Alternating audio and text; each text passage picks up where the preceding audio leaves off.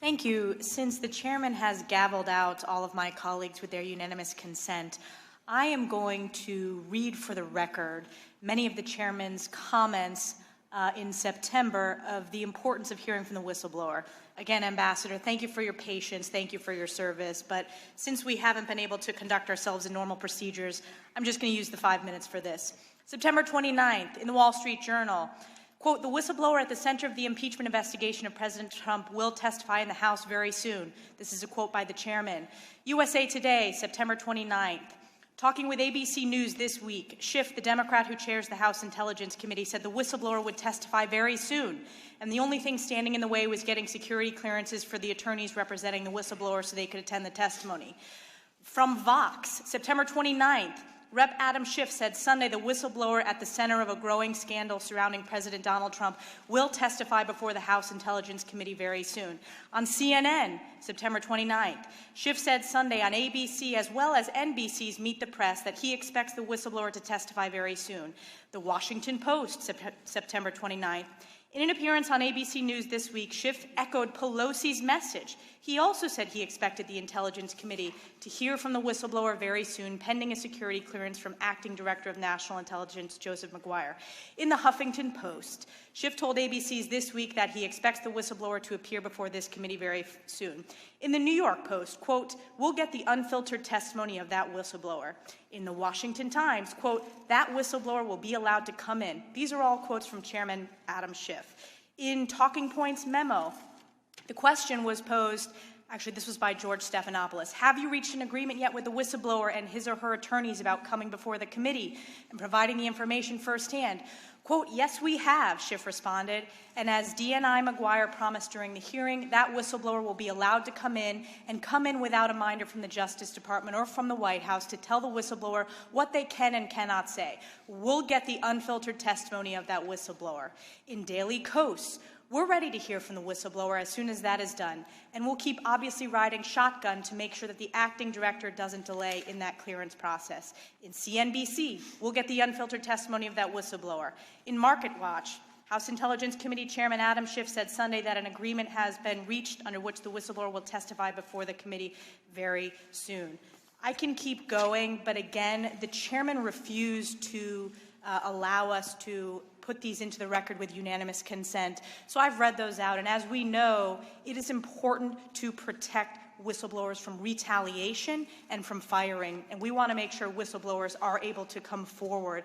But in this case, the fact that we are getting criticized by Chairman Adam Schiff for statements that he himself made early on in this process shows the duplicity and just the abuse of power that we are continuing to see. With a minute 54 seconds left, I'll yield to my colleague, Mr. Jordan. Yields back. Who seeks recognition? Mr. Chairman. For what purpose does Mr. Jordan seek recognition? Strike the last word, Mr. Chairman. Gentleman is recognized. Thank you, Mr. for 5 Chairman. minutes. Just want to respond to the subcommittee chair from California. If the Democrats don't want to debate immigration policy in a reconciliation markup, then don't put immigration policy in a reconciliation bill. I mean, this is mostly about, but well. You're the ones who put all the immigration policy. You're the one who's trying to give amnesty to 8 million people. So the idea that we can't debate that that makes absolutely no sense. And then the double standard is just driving me nuts. The last amendment offered on Americans' Second Amendment liberties, or on, firearm offenses. I'm just reminded, I know we spent last Congress, the Democrats passed this red flag law, which said you could take a firearm from an American citizen if someone thought they might be a threat, didn't do anything wrong, they thought they might be a threat. Someone could go to government, go to the police, go to a court, and they would take that firearm from that individual, and that individual who's losing their right to their Second Amendment liberties wasn't even allowed to be at the proceeding. So you're willing to do that for citizens, but you can't say, some illegal immigrant who has a firearms offense, we're not going to say that prohibits them from getting amnesty. I fail to see that. That makes absolutely no sense. So the contradictions are just starting to pile up.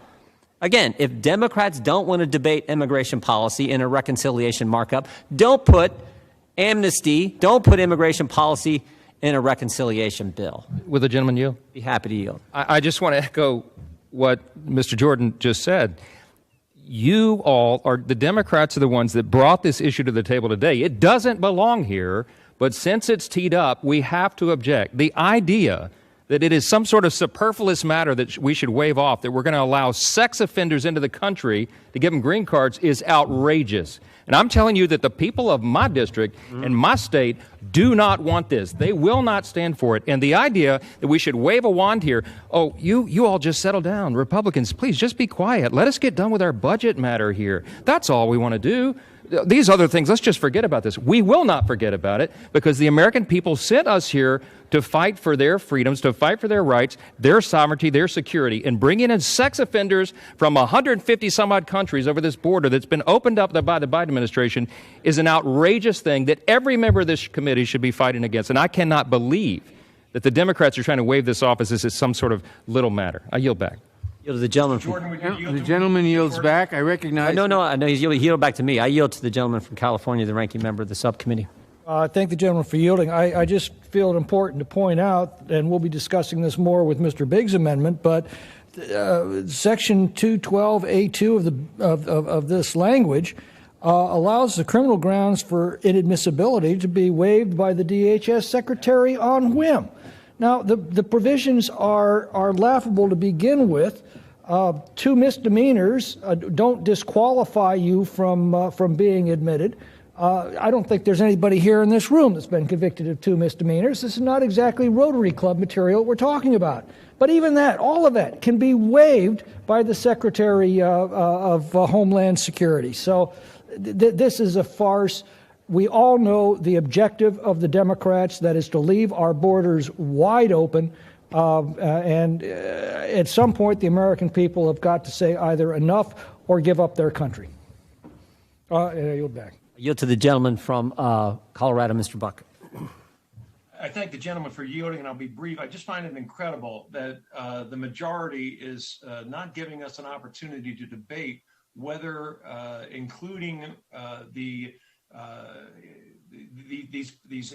immigration provisions in a reconciliation bill is germane, and at the same time they're telling us that we should not discuss the immigration proposals in this bill. It is absolutely not germane to reconciliation, and it is absolutely an important discussion that we have. If we're giving 8 million people amnesty, I think the American people need to know that, and I think the American people need to hear this debate, and I yield to my friend from Ohio. I yield back, Mr. Chairman. Okay, very good. Senator Blackburn. Thank you, Madam Chair. Ms. Beckering, I'd like to come to you. 2006, there's an article where you were quoted as saying that the role of the courts is to remain nonpartisan, your term. However, you also went on to say that the courts also have a role in protecting the minority against the majority when they have overstepped their bounds on civil rights and on constitutional rights. So what did you mean by that, and how do you decide who the minority is in a situation? Isn't that really a stone's throw away from politicizing and putting partisanship on the bench? Senator, the comments that I was directing at the time that I ran for the Michigan Supreme Court was a campaign of the requirement that the judiciary always remain fair and impartial. The comment that I made about protecting the minority from the majority was an effort to talk about the Constitution, and that it is the job of judges to uphold the law, and the only time they overturn the law is when it conflicts, for example, with other precedent that is higher, and that includes the Constitution. That is the design of our Constitution in America. Okay, the same article, you said you wanted to apply a common sense interpretation of the language of the statute or law if you were elected to the Supreme Court. However, you criticized the then sitting Supreme Court in Michigan for taking a very liberal interpretation of the language. So how would you describe your judicial philosophy now? How has that evolved for you? At the time I made those comments, I was speaking from my view as an advocate, and I was analyzing it from that perspective. The goal that I wanted is Did that you intend to take that advocacy to the bench? no, I've been a sitting judge for the past 14 years, and so I Okay, applied would the you law. describe yourself as an originalist or a textualist? What is your philosophy?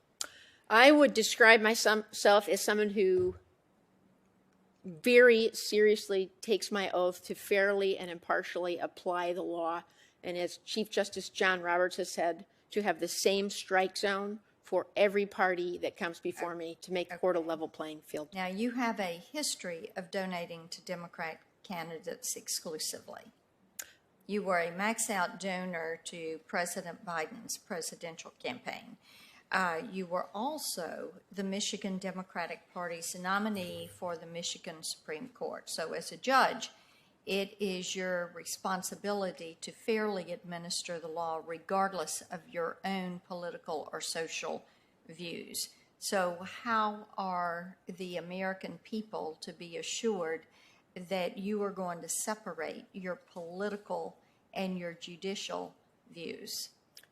Senator, I am bound by the Michigan Code of Judicial Conduct, and Canon 7 explicitly provides the ability for judges to make contributions to political campaigns.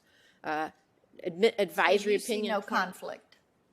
Advisory opinion 60 from the Judicial Tenure Commission has expressly stated that it is not an appearance of impropriety. And if I were nominated, I would follow the law. Let me move on to Mr. Cantor. First of all, thank you for your time. Appreciate that. And we talked about where the DOJ starts, the FTC starts, the separation, the responsibilities that are there when it comes in the antitrust space. And but I've got a couple of questions for you on that. My time's going to run out. Talk to me. You have criticized the consumer welfare standard, and I want you to briefly walk through that, describe your thoughts on that standard and how it is applied to technology platforms. And as you know, the chairman and I each are working on issues of accountability in the tech space. Yeah, thank you, Senator. So antitrust laws have to address market realities, and market realities have shifted in dramatic ways just over the last 20 or 30 years. And the kinds of harm that can be inflicted on society as a result of concentrations of power has also changed. And those harms can embody privacy, can involve the marketplace of ideas and the distribution of information, political discourse. And so to be effective, the antitrust laws, in my view, should be enforced in a manner that adapts to those market realities. Okay. I've got a couple more questions. I will submit those to you for a written response. And thank you all for being here today. Thanks, you. Madam Chair. Thank you very much, Senator Blackburn. And when you were gone,